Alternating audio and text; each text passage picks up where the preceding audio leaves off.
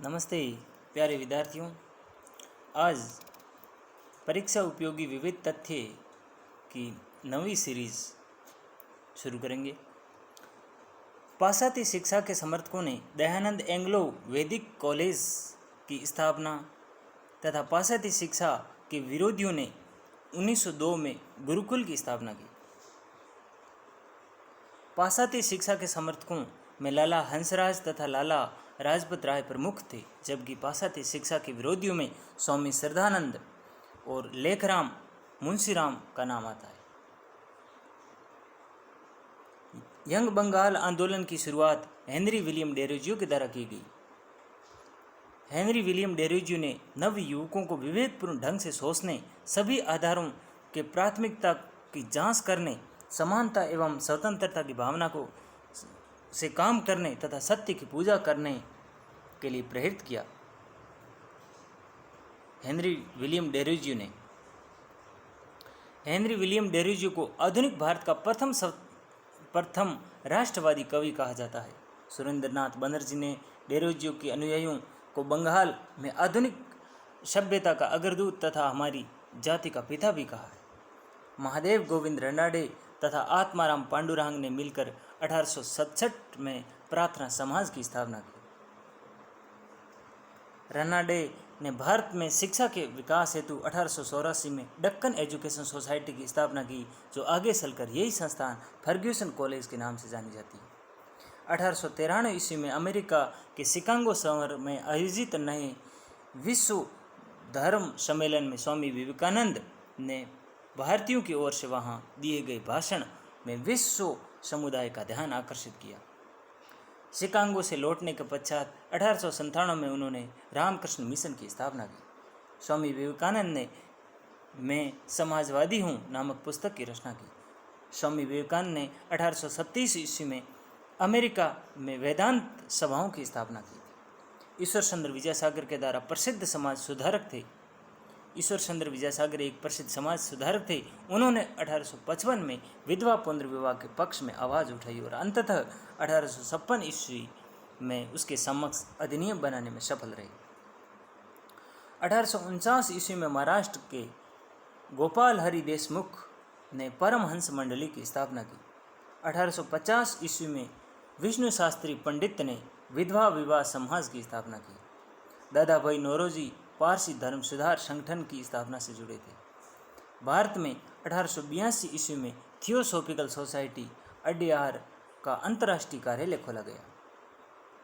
Any Besant का 1813 ईस्वी में भारत का आगमन हुआ। एनी बिसेंट का 1813 ईस्वी में भारत आगमन हुआ तथा 1813 में आगमन हुआ और 1907 ईस्वी में थियोसॉफिकल सोसाइटी की अध्यक्षता की।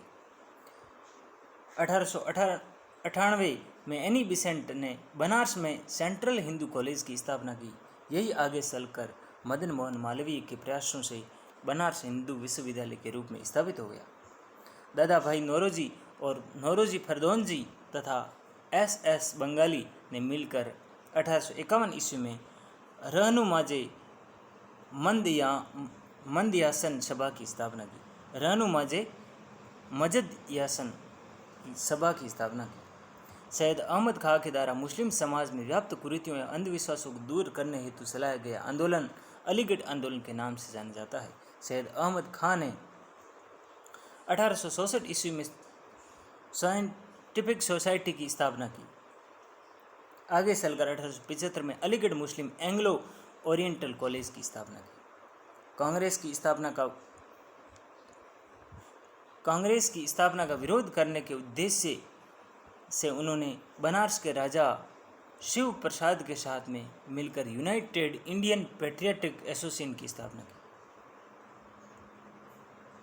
कांग्रेस की स्थापना का विरोध करने के उद्देश्य से उन्होंने बनारस के राजा शिव प्रसाद के साथ मिलकर यूनाइटेड इंडियन पैट्रियटिक एसोसिएशन की स्थापना की।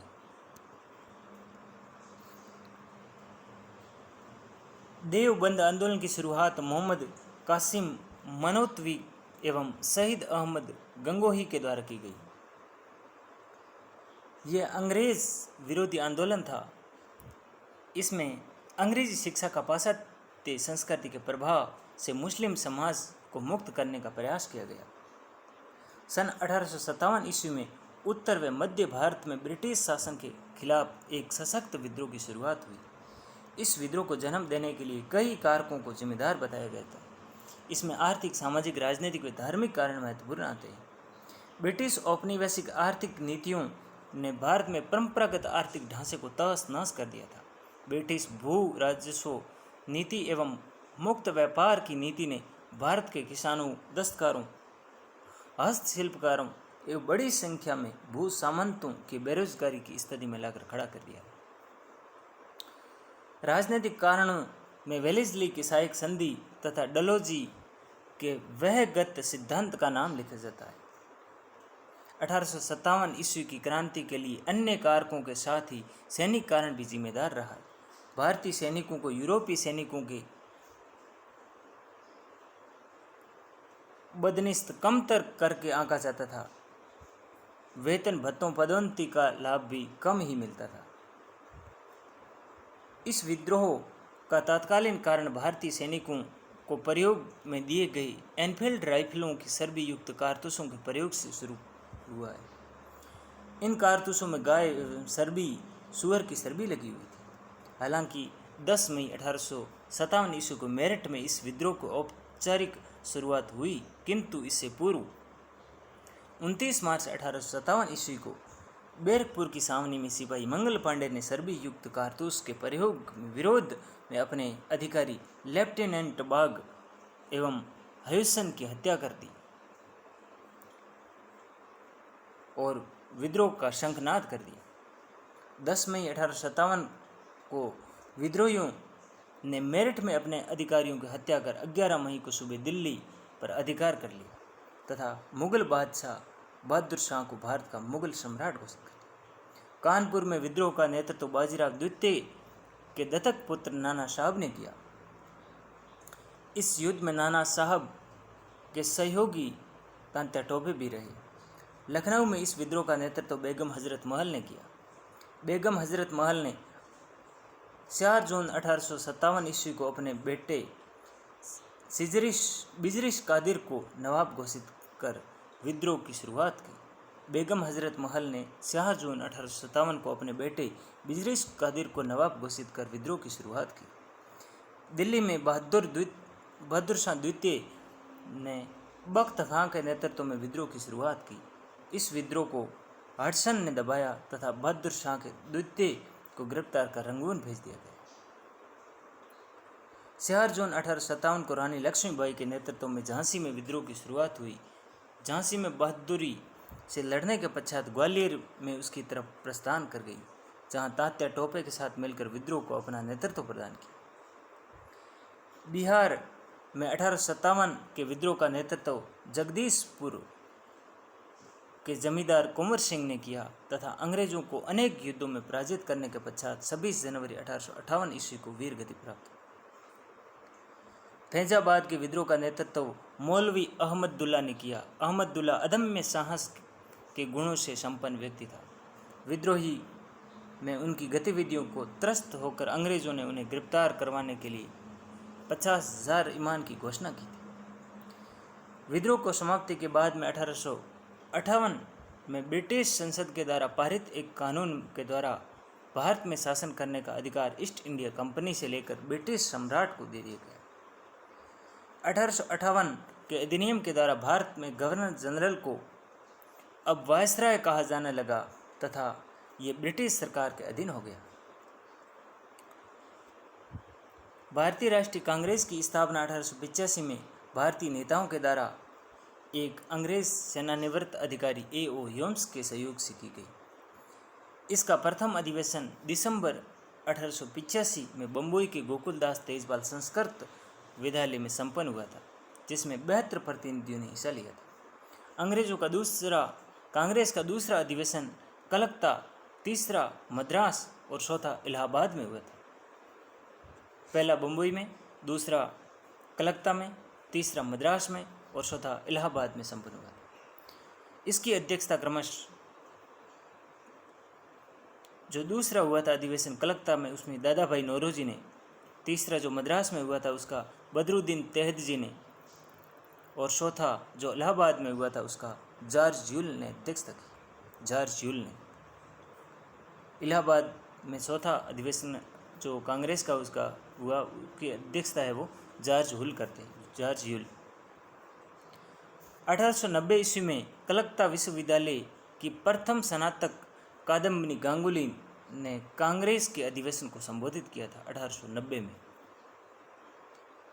1885 से 1905 ईस्वी तक कांग्रेस पर उदारवादी नेताओं का प्रभाव था।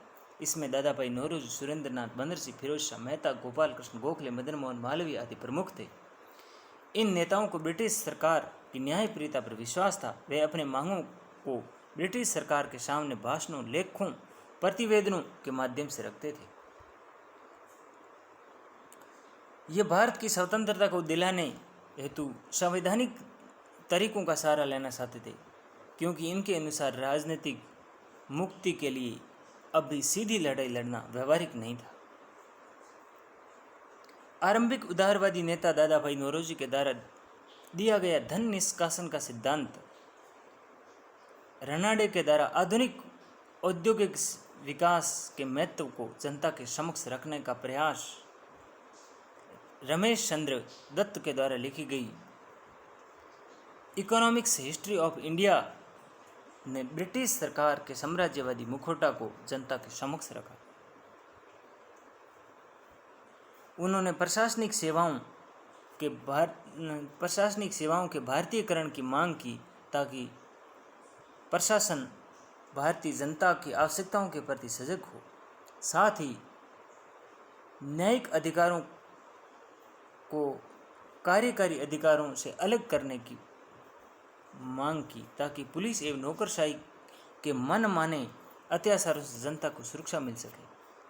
इन नेताओं की प्राथमिक शिक्षा के प्रति प्रचार, तकनीकी एवं उच्च शिक्षा, कृषि, बैंक की स्थापना की, चिकित्सा एवं स्वास्थ्य सुविधाओं के विकास की मांग सरकार के समक्ष रखी। इससे अतिरिक्त नागरिक अधिकार की रक्षा के संबंध में भी सरकार का ध्यान आकृष्ट करवाया। इन नेताओं ने प्राथमिक शिक्षा के प्रसार, तकनीकी व उच्च शिक्षा और कृषि बैंक की स्थापना, चिकित्सा व स्वास्थ्य सुविधाओं के विकास की मांग सरकार के समक्ष रखी। इसके अतिरिक्त नागरिक सेवाओं की रक्षा के संबंध में भी सरकार का ध्यान आकृष्ट किया। उदारवादियों के दबाव के कारण ही 1892 में भारत परिषद अधिनियम पारित हुआ। 1886 में लोक सेवा आयोग की स्थापना तथा भारत एवं इंग्लैंड में एक साथ परीक्षा आयोजित करने पर सहमति तथा भारत में होने वाले व्यय के संबंध में वेलवी आयोग की स्थापना उसके द्वारा किए गए प्रमुख कार्यों में है। 1892 में काउंसिल एक्ट की असफलता, 1898 ईस्वी में कानून के तहत विदेशी शासन के प्रति असंतोष की भावना फैलाने को अपराध घोषित करने और 1899 ईस्वी में कलकत्ता नगर निगम में भारतीय सदस्यों की संख्या को कम करना और 1894 में निर्मित इंडियन ऑफिशियल सीक्रेट्स एक्ट के द्वारा प्रेस की स्वतंत्रता को सीमित करने के प्रयास तथा 1897 में नाटू भाइयों को बिना मुकदमा चलाए देश से निकाला की सजा देने की घटना ने इन राष्ट्रवादियों को उद्वेलित करने का काम किया। 1892 में काउंसिल एक्ट की असफलता, 1898 में कानून के तहत विदेशी शासन के प्रति असंतोष की भावना फैलाने को अपराध घोषित करने, 1899 ईस्वी में कलकत्ता नगर निगम में भारतीय सदस्यों की संख्या को कम करना, 1899 में कलकत्ता नगर निगम में भारतीय सदस्यों की संख्या कम करना 1899 में, और 1904 में निर्मित इंडियन ऑफिशियल सीक्रेट्स एक्ट के द्वारा प्रेस की स्वतंत्रता को भी सीमित कर दिया गया। 1897 में नाटू भाइयों को बिना अनुमति चलाए, बिना मुकदमा चलाए देश से निकाला की सजा दी गई। तो इस घटनाक्रम को देखते हुए राष्ट्रवादियों को उद्वेलित किया। फिर है विश्व का इतिहास, ये नेक्स्ट सीरीज में पढ़ेंगे। धन्यवाद।